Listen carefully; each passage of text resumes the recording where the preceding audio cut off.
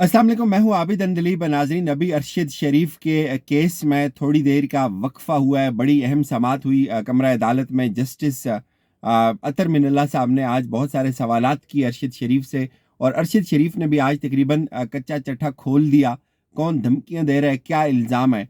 पहले जब ये केस शुरू हुआ, ये जो दरख्वास्त है बुनियादी तौर पर ये हमारे एक दोस्त हैं ARY के रिपोर्टर हसन अयूब, उनकी दरख्वास्त के ऊपर समाअत शुरू हुई।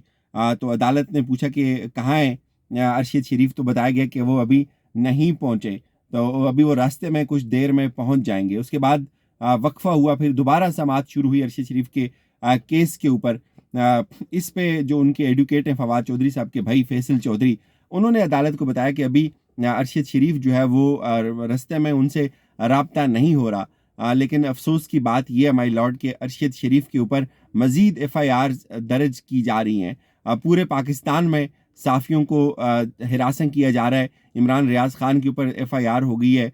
बाकी साफ़ियों के ऊपर 10-10 मुकदमे बनाए जा रहे हैं। साफ़ियों को बहुत बुरी तरह से टारगेट किया जा रहा है। इस पे जस्टिस अतर मिनल्ला साहब ने कहा कि साफ़ियों को तो पिछले 3 साल से टारगेट किया जा रहा है। तो फैसल चौधरी जो है उन्होंने कहा कि समी इब्राहिम हो गए, इमरान रियाज खान हो गए, साबिर शाकिर हो गए, अरशद शरीफ, इनके खिलाफ 10-10 FIR अभी तक काटी जा चुकी हैं। अदालत ने कहा कि जब इदारे कानून के मुताबिक अपना काम करते हैं, अपना किरदार अदा करते हैं, तो फिर चीज़ें ठीक होना शुरू होती हैं। लेकिन हमारा इख्तियार सिर्फ ये है कि हम सिर्फ हिफाजती ज़मानत मंजूर कर सकते हैं। इस पे जो फैसल चौधरी हैं उन्होंने कहा कि पूरे पाकिस्तान में मुकदमात चल रहे हैं, तो हम कैसे जाकर पशीन में और कोयटा में जाकर रिलीफ लेंगे, वहाँ हमारी बात कौन सुनेगा। हम फिर फ़र्ज़ कर लें कि ये मुकदमात जो है वो वज़ीर ख़ारजा के हुक्म के ऊपर बनाए जा रहे हैं। इस पे चीफ जस्टिस अतर मिनल्ला साहब ने कहा कि ये मुकदमात पहले भी बनते रहे हैं। तो इस दौरान अरशद शरीफ जो है वो अदालत के अंदर इंटर हुए। इस पे चीफ जस्टिस ने उनसे पूछा कि आपने ऐसा क्या कर दिया कि पूरा पाकिस्तान इस वक्त जो है वो आपके खिलाफ हुआ है। आपने ऐसा क्या कर दिया कि आपको आपके ऊपर पाकिस्तान भर में पर्चे दर्ज हो रहे हैं। तो इस पे अरशद शरीफ ने कुछ खौफनाक इंकशाफ किए। उन्होंने कहा कि मुझे कहा जा रहा है कि तुम्हें सबक सिखाएंगे, मुझे कहा जा रहा है कि तुम्हें हम उठा लेंगे, मुझे कहा जा रहा है कि तुम पाकिस्तान भर के अंदर मुकदमात जो है वो भुगतोगे, कहा जा रहा है कि तुम्हें रास्ते से हम अगवा कर लेंगे। मैं इजहार आज़ादी राय के हकूक़ के तहफ़्फ़ुज़ और इंसाफ के लिए अदालत में आया हूँ। इस पे सवाल हुआ कि आखिर मसला क्या है। तो एक उन्होंने मतीउल्लाह जान साहब को एक इंटरव्यू दिया।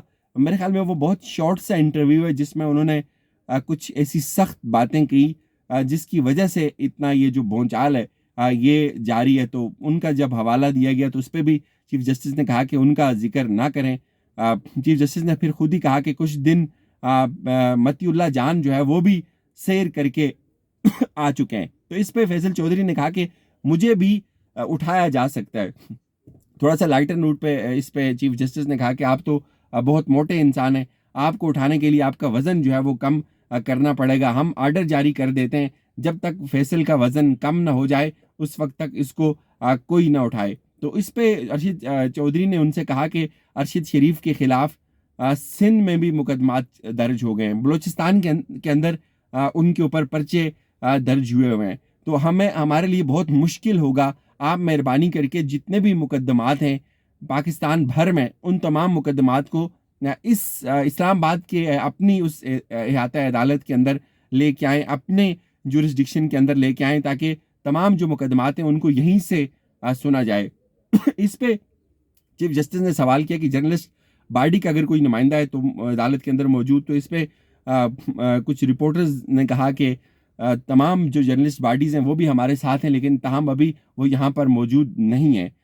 इस फिर जो इस्लामाबाद हाई कोर्ट की जो रिपोर्टर्स की एसोसिएशन है उनके सदर रोस्टम के ऊपर आए, उनको बुलाया गया। फिर उन्होंने कहा कि अरशद शरीफ को जो है वो बहुत सीरियस धमकियाँ मिल रही हैं। इस तरह के केसेस माजी में मीर शकील उर रहमान के ऊपर भी बनते रहे हैं। मुल्क भर में मुकदमात दर्ज हो रहे हैं, ये कैसे हर जगह दिफा के लिए पेश हो सकते हैं। तो ये एक बहुत बड़ा अलमिया है, आप मेहरबानी करके इन तमाम केसेस को यहीं पे सुने।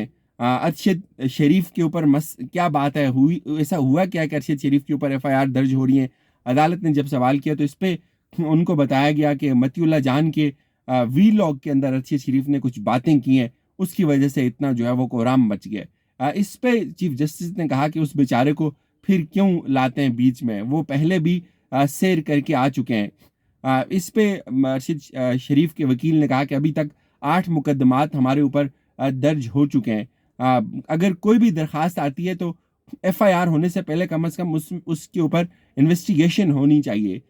ہماری عدالت سے یہ درخواست ہے کہ حفاظتی ضمانت دے اور اس عرصے میں جتنے بھی کیسز ہیں وہ اس عدالت کے اندر لگائے جائیں۔ تو اس پہ عدالت نے کہا کہ جو متعلقہ کورٹس ہیں، پاکستان میں بہت سارے ڈسٹرکٹس ہیں، ملک بھر میں بہت سارے اضلاع ہیں، 106 ہفتے کی ضمانت ہم دے سکتے ہیں، ہر ضلع میں آپ کو جانا ہوگا۔ ارشد شریف نے اس کورٹ کی حدود میں جو بات کی ہے ہمیں صرف اس حد تک رکھا جائے، یعنی کہ ارشد شریف نے اگر کوئی انٹرویو دیا ہے تو وہ اس عدالت کے احاطے کے اندر دیا ہے، تو ہمیں باہر نہ لے کے جایا جائے۔ اسلام آباد کے اندر وی لاگ ہوا ہے تو تمام ایف آئی آرز کو یہاں منگوایا جائے۔ اب ہمیں بتائیں کہ ہم پشین میں، سندھ میں یا دادو میں کیسے پیش ہو سکتے ہیں؟ آپ بتائیں کہ ہمیں کون وہاں تحفظ دے گا؟ اس پہ چیف جسٹس نے کہا کہ اس عدالت کا دائرہ اختیار نہیں کہ کسی اور ضلع کے اندر اگر کوئی فیصلہ یا مقدمہ درج ہوا ہو تو اس کو لے کے آ جائے۔ تو اس پہ انہوں نے ریکویسٹ کی کہ عدالت حکم دے کہ تمام جو مقدمات ہیں ان کو اڑایا جائے، وہ غیر قانونی ہیں۔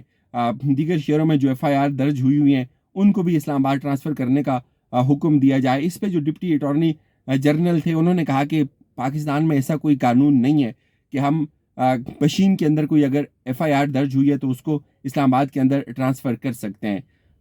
اس پہ چیف جسٹس نے کہا کہ ایک جرنلسٹ جو ہوتا ہے اس کو ایموشنل نہیں ہونا چاہیے، اس کو اپنی ذمہ داری بڑی احتیاط کے ساتھ ادا کرنی چاہیے۔ اس عدالت کے دائرہ اختیار کو مد نظر رکھ کے تجویز کریں، ہمیں بتائیں کہ عدالت کیا کر سکتی ہے۔ یہ مقدمات اس عدالت کے دائرہ کار سے باہر کے ہیں جن کا آپ حوالہ دے رہے ہیں۔ عدالت ان مقدمات کا میرٹ پر جائزہ نہیں لے سکتی۔ عدالت نے کیس کی سماعت میں کچھ دیر کے لیے پھر وقفہ کیا۔ بنیادی طور پہ یہ جو وقفہ ہوا یہ اس لیے کیا گیا کہ آپ عدالت کو بریف کریں کہ عدالت کے پاس کیا آپشنز ہیں، عدالت کس قانون کے تحت ان مقدمات کو اسلام آباد کے اندر ٹرانسفر کروانے کا حکم دے سکتی ہے۔ صحافیوں کے اوپر اچانک سے ایف آئی آرز درج ہونا شروع ہو گئی ہیں۔ یہ اگر آپ یہ دیکھیں، ارشد شریف، صابر شاکر، عمران ریاض خان، یہ کس مکتبہ فکر کے صحافی ہیں؟ اور ان کے اوپر ایف آئی آر درج ہونا بڑی تشویشناک بات ہے۔ مجھے ایک دفعہ پہلے میں نے آپ کو کہا تھا مجھے تھریٹ کیا گیا، میں نے وہ بات آپ کو بتائی۔ یہ کیوں کر رہے ہیں؟ لوگوں کو ریلیف مل رہا ہے۔ بہرحال یہ چیز یاد رکھیں کہ یہ جو بکھاری حکومت ہے یہ چلے گی نہیں، یہ کسی صورت چلے گی نہیں۔ ایف آئی آر درج کرنے سے حالات اور کشیدہ ہوں گے، نئی دشمنیاں آئیں گی، نئی انائیں جنم لیں گی۔ ایف آئی آر حل نہیں ہے۔ ارشد شریف نے آج بہت کھری باتیں کی۔ انہوں نے کہا کہ مجھے کہا جا رہا ہے کہ تمہیں سبق سکھائیں گے، آپ مجھے انصاف دیں۔ مجھے لگا کہ وہ ڈرنے والے نہیں ہیں۔ بہرحال ابھی اس کیس میں حکم آنا باقی ہے، تب تک ہم یہیں موجود ہیں۔ اپنا خیال رکھیے گا۔ خدا حافظ۔